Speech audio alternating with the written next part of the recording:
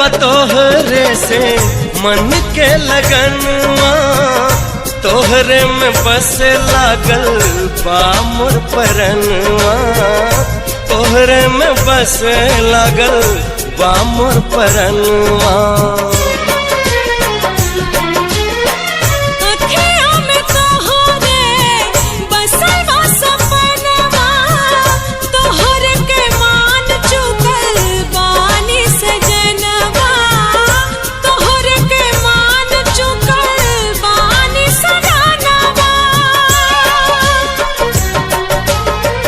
बन के रसीली रस गइलू तू, दिलवा के भीतरी बस गइलू तू।